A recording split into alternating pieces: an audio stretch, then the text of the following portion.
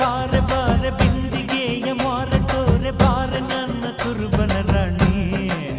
Okay, ಹೋಗ್ಬಿಟ್ಟು ನಾವು ದಾಸರಳ್ಳಿ ಎಲ್ಲ ತಿರುಗಾಡ್ಕೊಂಡು ಊಟ ಮಾಡ್ಕೊಂಡು ಬಂದ್ವಿ.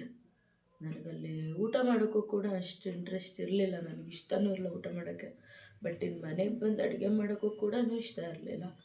ಹಾಗಾಗಿ ಬಂದ್ವಿ. ಯಾಕೆ ಇವತ್ತು ನಾನು ರಾಯರ ಮುಂದೆ ನಿಂತ್ಕೊಂಡು ಮಾತಾಡ್ತಾ ಇದ್ದೀನಿ ಅಂತಂದರೆ, ರಾಯನ ನಮ್ದಾಗಿಂದ ನನಗೆ ನೀನು ಅಂದ್ಕೊಂಡಿದ್ದೆಲ್ಲ ನಿಜ ಅಲ್ಲ, ಸತ್ಯನೇ ಬೇರೆ ಇದೆ ನೋಡು ಅಂತ ಪ್ರತಿ ಹಂತದಲ್ಲೂ ನನಗೆ ಸತ್ಯ ತೋರಿಸ್ಕೊಟ್ಟಿದ್ದಾರೆ.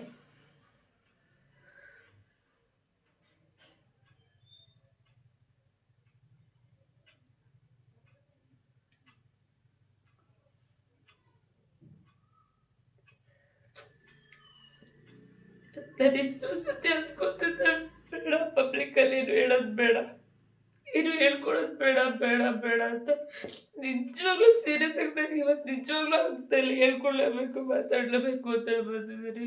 ಯಾರು ಏನು ಬೇಕಾದ್ರೂ ಅಂದ್ಕೋಬೋದು ಮೇಡಮ್, ಲೈಕ್ಸ್ಗೋಸ್ಕರನ ಕಮೆಂಟ್ಗೋಸ್ಕರನ, ಇದೆಂಥದಕ್ಕಲ್ಲ. ನಾನು ಹೇಳಲೇಬೇಕು, ಆಗ್ತಿಲ್ಲ ನನ್ನ ಕೈಲೇನೋ ಕಾರಣಕ್ಕೋಸ್ಕರ ಅಷ್ಟೇ ಮಾತಾಡ್ತಿರೋದು.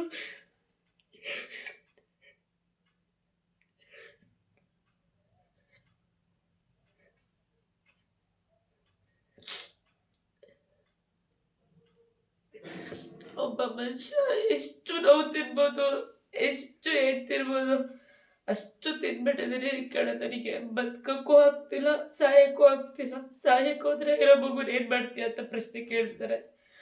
ಬದುಕಬೇಕು ಅಂತಂದರೆ ಎಲ್ಲ ಮರ್ತು ಬದುಕೋದು ತುಂಬ ಕಷ್ಟ ಆಗ್ತದೆ. ಆಯಿತು, ಈಗ ಆಗಿದ್ದಾಯ್ತು, ಬೇರೆ ಊರಿಗೆ ಹೋಗಿ ಬದುಕೋಣಾದ್ರೆ ಅವಳ ಎಜುಕೇಷನ್ ನಡೀತಾ ಇದೆ, ನಾವು ಬೇರೆ ಊರಿಗೂ ಹೋಗೋಕೆ ಆಗ್ತಾ ಇಲ್ಲ.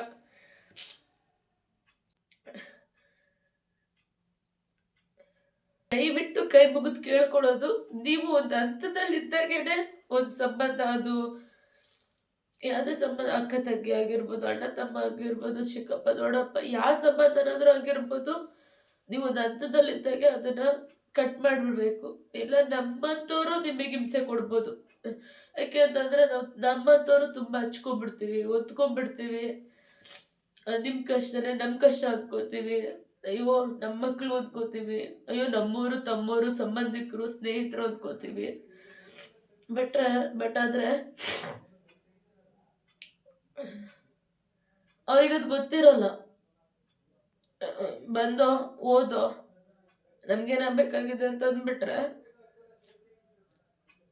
ಅವ್ರ ಮನಸ್ಥಿತಿ ಹೇಗಿರುತ್ತೆ. ಈಗ ಆ ಹೆಣ್ಣು ಕೂಡ ಒಂದು ತಂದೆ ತಾಯಿ ಮಗಳಲ್ವಾ, ಅವಳಿಗೂ ನೋವಾಗುತ್ತಲ್ವ, ಅವರಿಗೂ ಬೇಜಾರಾಗುತ್ತಲ್ವ. ನಿಮಗೆ ಕಷ್ಟ ಕಾಲದಲ್ಲಿ ಇದ್ದಾಗ, ನೋವಲ್ಲಿದ್ದಾಗ ಸಾಂತ್ವನ ಹೇಳಕ್ಕೆ ನಾವು ಬೇಕಿತ್ತು. ಯಾರು ಕಷ್ಟ ಕಾಲದಲ್ಲಿ ಇರ್ಲಿಲ್ವೋ ಇವಾಗ ನಿಮಗೆ ಅವ್ರು ಬೇಕಾಗಿದ್ದಾರೆ.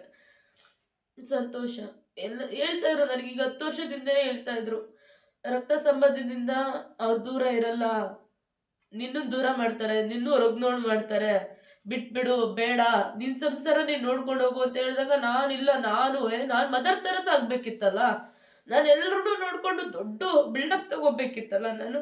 ಅದಕ್ಕೆ ನಾನು ಇಲ್ಲ, ಹೀಗೆ ಇರುತ್ತೆ ಕಾಲ, ಹೀಗೆ ನನ್ನ ಸಮುದ್ರದ ಮೇಲೆ ನನ್ನ ದೋಣಿ ಹೀಗೆ ನಡೆಯುತ್ತೆ, ಸ್ವಲ್ಪನೂ ತಪ್ಪಲ್ಲ ಅಂದ್ಕೊಂಡ್ಬಿಟ್ಟಿದ್ದೆ.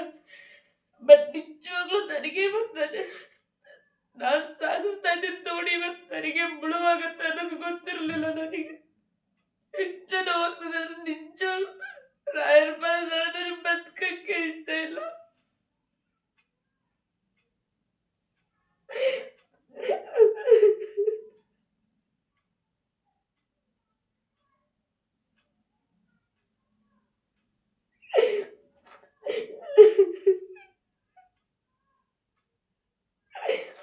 ನನ್ನಿಂದ ಮನೇಲಿರೋರ್ಗೂ ಕೂಡ ಹಿಂಸೆ ಆಗ್ತದೆ. ಪಾಪ ನನ್ನ ಮಗಳು, ನಮ್ಮ ಹಸ್ಬೆಂಡು ಅವರು ಆಗ್ಲಿ ಹೇಳ್ಬಿಟ್ಟಿದ್ದಾರೆ, ಯಾಕೆ ನನಗೆ ಹಿಂಸೆ ಕೊಡ್ತೀಯಾ, ಒಂದ್ಸತಿ ಹೇಳಿದ್ರೆ ಗೊತ್ತಾಗಲ್ವಾ, ಅವ್ರು ಮಾಡೋಗಿರೋದು ನಿನ್ ಕಣ್ಣಿಗೆ ಕಾಣ್ತಿಲ್ವಾ ಅಂತಾರೆ.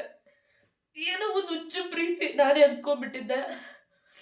ಇಲ್ಲ, ಹೆಂಗೆ ಇಷ್ಟ ದಿನ ಇದೇ ತರ ಇರೋದು, ಹೇಗಿರೋಕ್ಕಾಗತ್ತೆ ಇಷ್ಟ ದಿನ, ನಾನೇ ಮಾತಾಡೋಣ, ಇವತ್ತು ಮಲಗಿದ್ರೆ ನಾಳೆ ಎದ್ದೇಳ್ತೀವಲ್ವ ಅಂತ ಗ್ಯಾರಂಟಿ ಇಲ್ಲ, ನಾಳೆ ಸತ್ರೆ ಯಾರಾಗ್ತಾರೆ, ಸಾಯಕ್ಕಿಂತ ಮುಂಚೆ ಎಲ್ಲ ಚೆನ್ನಾಗಿದ್ದು ಹೋಗ್ಬಿಡೋಣ ಅಂತ ಅನ್ಕೊಂಡಿದ್ದೆ. ಬಟ್ ಇವಾಗ ನನಗೆ ಇಷ್ಟ ಇಲ್ಲ. ಯಾರು ನಮ್ಮೂರ್ ಜನದಲ್ಲಿ ಯಾರೇ ಸತ್ರು ಕೂಡ ಯಾರು ಬರೋದ್ ಬೇಡ, ನಮಗೆ ಯಾರ ಸಂಬಂಧನೂ ಬೇಡ.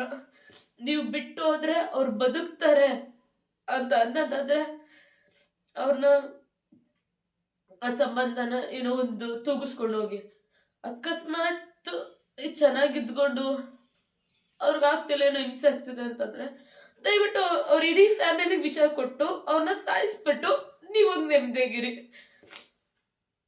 ಯಾರು ಮಾಡಬಾರ್ದು ತಪ್ಪು ನಾನು ಮಾಡಿಲ್ಲ, ನಾನು ಯಾರಿಗೂ ಮೋಸ ಮಾಡಿಲ್ಲ, ನನ್ನ ರಾಯರ ಪಾದದಲ್ಲಿ ನಾನು ಯಾರಿಗೂ ಮೋಸ ಮಾಡಿಲ್ಲ, ನಾನು ಮಾಡಬಾರ್ದು ತಪ್ಪು ಮಾಡಿಲ್ಲ. ನಾನಿನ್ನು ಎಲ್ರಿಗೂ ಒಳ್ಳೇದಾಗ್ಲಿ, ಚೆನ್ನಾಗಿರ್ಲಿ, ಎಲ್ಲರೂ ನಮ್ಮವರು ತಮ್ಮವರು ಅಂತಾನೆ ನಾನು ಪ್ರೀತಿ ಮಾಡ್ಕೊಡೋದೆ. ಬಟ್ ಇವತ್ತು ನಾನು ಎಲ್ಲಾ ದೃಷ್ಟಿಲೂ ಕೆಟ್ಟೋಳ್ಲಾದೆ. ಎಲ್ಲ ಕಡೆನೂ ಹೊರಗಡೆ ಅಜ್ಜಿ ತಾತ ಅತ್ತೆ ಮಾವ ದೊಡ್ಡಮ್ಮ ಚಿಕ್ಕಮ್ಮ ಎಲ್ಲರಿಗೂ ಕೆಟ್ಟೋಳ್ಲಾದೆ.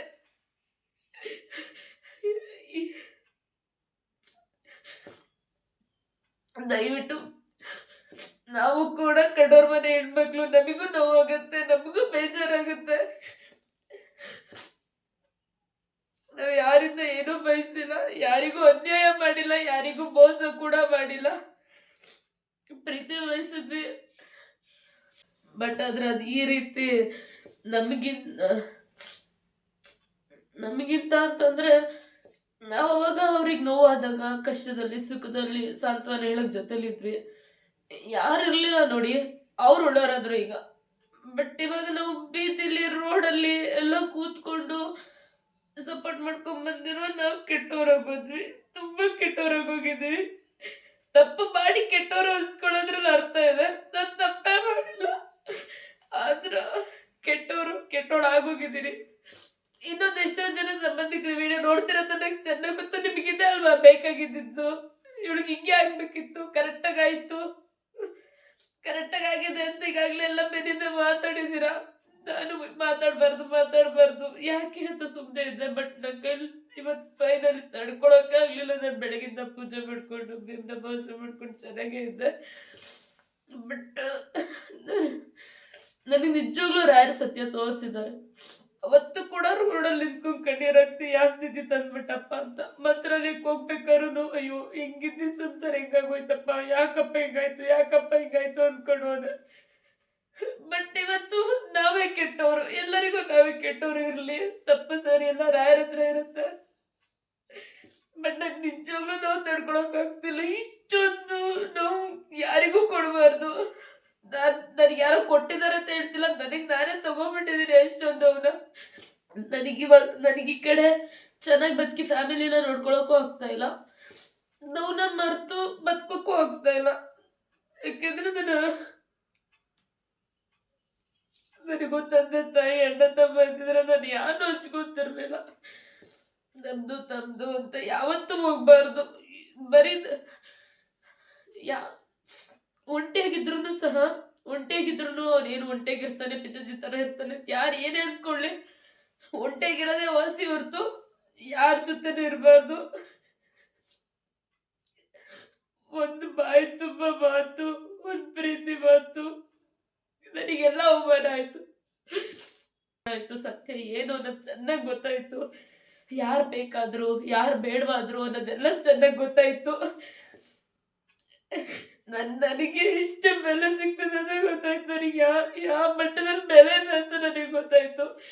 ಇವತ್ತು ನನ್ನ ವಾಟ್ಸಪ್ಪಲ್ಲಿ ಎಷ್ಟು ಜನ ನನ್ನ ಸ್ಟೇಟಸ್ ಹಾಕೊಂಡಿದ್ದಾರೆ ನನ್ನ ಫ್ರೆಂಡ್ಸು, ಅಷ್ಟು ಜನನು ಕೂಡ ನನಗೆ ಸಮಾಧಾನ ಮಾಡ್ತಾರೆ, ಸಾಂತ್ವನ ಹೇಳ್ತಾರೆ. ಬಟ್ ಆದ್ರೆ ನಾನು ಬೆಳೆಸ್ಕೊಂಡಿದ್ದಂಥ ಬಾಂಡಿಂಗು, ನಾನು ನೋಡ್ಕೊತಿದ್ದ ರೀತಿ, ಅವನ್ನೆಲ್ಲ ನೋಡ್ಕೊತಿದ್ದ ರೀತಿ, ನನ್ನ ಜೊತೆಲಿ ಇದ್ದಿದ್ದ ರೀತಿ, ಹೌದು ತಪ್ಪುಗಳು ಆಗಿದೆ. ಯಾರು ನನ್ನ ಕಡೆ ಇದ್ರೂ ತಪ್ಪಾಗಿದೆ, ಬೇರೆಯವ್ರ ಕಡೆ ಇದ್ರೂ ತಪ್ಪಾಗಿದೆ. ತಪ್ಪು ಸರಿನೇ ಹೋಗೋಗಿಲ್ವ? ಹಾಗಾದ್ರೆ ಯಾರ್ಯಾರು ಬೇಕು ಅನ್ನೋದು ಅವ್ರು ಪ್ರೂವ್ ಮಾಡ್ಕೋತಾ ಇದ್ದಾರೆ. ದಯವಿಟ್ಟು ನನ್ನ ಕೈ ಮುಗಿದು ಕೇಳ್ಕೊತೀನಿ, ನಮ್ಮೂರ್ ಜನದಲ್ಲಿ ಯಾರ್ದು ಪ್ರಾಣ ಹೋದ್ರು ಕೂಡ ದಯವಿಟ್ಟು ಬರಬೇಡಿ. ಯಾರ್ದು ಹೋದ್ರು ಕೂಡ ದಯವಿಟ್ಟು ಬರಬೇಡಿ. ಅಷ್ಟೇ. ಏನು ಹೇಳ್ಕೊಡೋದೇನು ಇಲ್ಲ. ಇನ್ ಕೆಲವ್ರ ಸಂಬಂಧಿಕರಿಗೆ ಇದು ನೋಡಿ ತುಂಬಾ ಖುಷಿ ಆಗುತ್ತೆ, ಹಾಲು ಕೊಡೋಷ್ಟು ಖುಷಿ ಆಗುತ್ತೆ ಅಂತ ನಂಗೆ ಚೆನ್ನಾಗಿ ಗೊತ್ತು. ಚೆನ್ನಾಗಿರಿ ಅಷ್ಟೇ. ನಾನು ಇನ್ನೇನು ಹೇಳಕ್ ಇಷ್ಟಪಡೋಲ್ಲ. ನೋವನ್ನ ತಡ್ಕೊಳ್ಳೋರಿಗೆ ಹಿಂಸೆ ನೋವು ಕೊಡ್ಬೋದು. ನನಗೆ ನೋವು ತಡ್ಕೊಳಕ್ಕೂ ಆಗ್ತಾ ಇಲ್ಲ, ಎಲ್ಲ ಮರೆತು ಬದುಕೋಕ್ಕೂ ಆಗ್ತಾ ಇಲ್ಲ. ನನ್ನ ಕೈಲಿ ಏನೂ ಮಾಡೋಕ್ಕಾಗ್ತಿಲ್ಲ. ಯಾಕೆ ಬದುಕಿದ್ದೇನೆ ಅನ್ನೋ ಪ್ರಶ್ನೆ ಬಿಟ್ಟರೆ ನನಗೆ ಪ್ರೆಸೆಂಟ್ ಈಗ ಸುಮ್ಮನೆ ಏನೋ ವ್ಯೂಸ್ ಹೋಗ್ತಾ ಇದೆಯಲ್ಲ, ರೀಲ್ಸ್ ಮಾಡಬೇಕಲ್ಲ ಅಂತ ಮಾಡ್ತಾ ಇದ್ದೀನಿ, ಮನೇಲಿ ಇರಬೇಕಲ್ಲ ಅಂತ ಇದ್ದೀನಿ. ನನಗೆ ಯಾವುದ್ರಲ್ಲೂ ಆಸಕ್ತಿ ಇಂಟ್ರೆಸ್ಟ್ ಏನೂ ಇಲ್ಲ, ಎಲ್ಲ ಕಳ್ಕೊಂಬಿಟ್ಟಿದ್ದೀನಿ ನಾನೀಗ. ಸುತ್ತ ತಿರುಗಿದ್ರೆ ಈಗ ನನ್ನಿಂದ ಯಾರೂ ಇಲ್ಲ, ಯಾವ ಸಂಬಂಧಿಕರು ಯಾವ ಸಂಬಂಧ ಏನೂ ಇಲ್ಲ.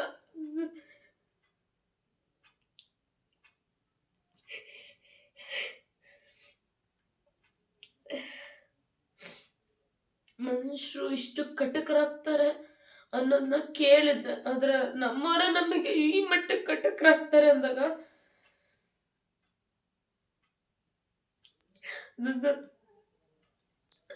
ದಕ್ಕಿಸ್ಕೊಳಕ್ ಆಗ್ತಾ ಇಲ್ಲ. ಬಟ್ ಅದೇ ಸತ್ಯ. ವಿನುತ ಹೇಳ್ತಾ ಇದ್ಲು, ನೀನ್ ಮಂತ್ರಾಲಯಕ್ಕೆ ಬಂದು ಹೋದ್ಮೇಲೆ ನೋಡ್ಕೊ, ನಿನಗೆ ಎಷ್ಟು ಸತ್ಯಗಳು ಗೊತ್ತಾಗುತ್ತೆ, ಎಷ್ಟು ನಿಜಗಳು ಗೊತ್ತಾಗುತ್ತೆ, ನಿನಗೆ ಅರ್ಥ ಆಗುತ್ತೆ ಅಂತ. ನಾನು ಯಾರಿಗಾದ್ರೂ ಮೋಸ ಮಾಡಿದ್ರೆ, ಯಾರಿಗಾದ್ರೂ ಬೇಜಾರು ಮಾಡಿದ್ರೆ ನನ್ನ ಯಾರ ಹತ್ರ ಲೆಕ್ಕ ಇರತ್ತೆ ನಂದು. ಯಾರಿಗೂ ಮೋಸ ಮಾಡಿ ಅನ್ಯಾಯ ಮಾಡಿ ಸ್ವಾರ್ಥದಿಂದ ನಾನು ಮಾಡ್ಕೊಂಡಿಲ್ಲ. ನಿಮ್ಮ ಸ್ವಾರ್ಥಕ್ಕೋಸ್ಕರ ಇನ್ನೊಬ್ಬರ ನೆಮ್ಮದಿನ ದಯವಿಟ್ಟು ಹಾಳು ಮಾಡಬೇಡಿ, ಪ್ಲೀಸ್ ಹಾಳು ಮಾಡಬೇಡಿ ಅಷ್ಟೇ. ನಾನು ಇನ್ನೇನು ಹೇಳಲ್ಲ. ನನ್ನ ಈ ಮಾತುಗಳಿಂದ ಅಥವಾ ನಾನು ಈ ಥರ ಹತ್ತಿರೋದ್ರಿಂದ, ಈ ಥರ ಮಾತಾಡಿರೋದ್ರಿಂದ ನನ್ನ ಪ್ರೀತಿಸಿದವರು, ನನ್ನ ಇಷ್ಟಪಟ್ಟು ನನಗೆ ಕಮೆಂಟು ಲೈಕು ಮಾಡೋರಿಗೆ ಏನಾದರೂ ಬೇಜಾರಾಗಿದ್ರೆ ನಾನು ಸಾರಿ ಕೇಳ್ತೀನಿ. ಪ್ಲೀಸ್ ಈ ವಿಡಿಯೋ ಇಷ್ಟ ಆಗಲ್ಲ ಅಂತ ಗೊತ್ತು, ಇಷ್ಟ ಆಗಿದ್ರೆ ಅಂತ ನಾನು ಹೇಳಲ್ಲ. ಲೈಕ್ ಮಾಡೋದು, ಕಮೆಂಟ್ ಮಾಡೋದು, ಶೇರ್ ಮಾಡೋದು, ಸಬ್ಸ್ಕ್ರೈಬ್ ಮಾಡ್ಕೊಳ್ಳೋದು ನಿಮಗೆ ಬಿಟ್ಟಿದ್ದು. ಈ ವಿಡಿಯೋಗೆ ನಾನು ಹೇಳಕ್ಕೆ ಬರಲ್ಲ. ಒಂದು ಹೇಳಕ್ಕೆ ಇಷ್ಟಪಡ್ತೀನಿ, ನಾನು ಬದುಕಿರೋ ಅಷ್ಟು ದಿನ ರೀಲ್ಸು ವಿಡಿಯೋ ಮಾಡ್ತೀನಿ ಅಷ್ಟೇ. ಯಾವತ್ತೂ ನನ್ನ ರೀಲ್ಸು ನನ್ನ ವಿಡಿಯೋ ಬರಲ್ವೋ ಅವತ್ತು ನಾನು ಬದುಕಿಲ್ಲ ಅಂತ ಅಷ್ಟೇ. ನನಗೆ ಮರೆಯೋಕ್ಕಾಗ್ತಿಲ್ಲ, ಅಯ್ಯೋ ಆ ಥರ ಅಲ್ಲ, ನನಗೆ ನೋವು ತಡೆಯೋಕ್ಕಾಗ್ತಾ ಇಲ್ಲ, ನಾನು ಒಂದು ಹೇಳಕ್ಕೆ ಇಷ್ಟಪಡ್ತೀನಿ, ನಾನು ಬದುಕಿರೋ ಅಷ್ಟು ದಿನ ರೀಲ್ಸು ವಿಡಿಯೋ ಮಾಡ್ತೀನಿ ಅಷ್ಟೇ. ಯಾವತ್ತೂ ನನ್ನ ರೀಲ್ಸು ನನ್ನ ವಿಡಿಯೋ ಬರಲ್ವೋ ಅವತ್ತು ನಾನು ಬದುಕಿಲ್ಲ ಅಂತ ಅಷ್ಟೇ. ನೋವು ತಡೆಯೋಕ್ಕಾಗ್ತಾ ಇಲ್ಲ. ಏನು ನನಗೆ ಲೈಫ್ ನಂದು ಏನು ಹೋಗ್ತದೆ, ಏನು ಟರ್ನ್ ತೊಗೊತಿದೆ, ನಾನು ಹೇಗೆ ಲೀಡ್ ಮಾಡಬೇಕು, ಹೇಗೆ ಬಿಹೇವ್ ಮಾಡಿ, ನನಗೆ ಏನೂ ಗೊತ್ತಾಗ್ತಾ ಇಲ್ಲ. ನನಗೆ ತುಂಬ ದೊಡ್ಡ ಕ್ವಶನಾಗಿ ಉಳಿದ್ಬಿಟ್ಟಿದೆ ನನ್ನ ಜೀವನ. ನನಗೇನೆ ಏನೋ ಇಷ್ಟ. ನನ್ನ ಮಾತಿಂದ ಯಾರಿಗಾದ್ರೂ ಬೇಜಾರಾಗಿದ್ರೆ ಐ ಆಮ್ ಸಾರಿ. ಬಟ್ ತುಂಬ ಜನ ಸಂಬಂಧಿಕರು ತುಂಬ ಖುಷಿಯಾಗಿರುತ್ತೆ ಅಂತ ಗೊತ್ತಾ. ನನ್ನ ಸ್ಥಿತಿ ನೋಡಿ ನೀವು ತುಂಬ ಚೆನ್ನಾಗಿ ಖುಷಿ ಪಡಿ. ಜೊತೆಲಾಗೆ ನನ್ನ ತಂದೆ, ನನ್ನ ಅಪ್ಪಾಜಿ ಕೂಡ ಇದ್ದಾರೆ, ಅವ್ರ ಜೊತೆ ನಿಂತಿದ್ದೀನಿ.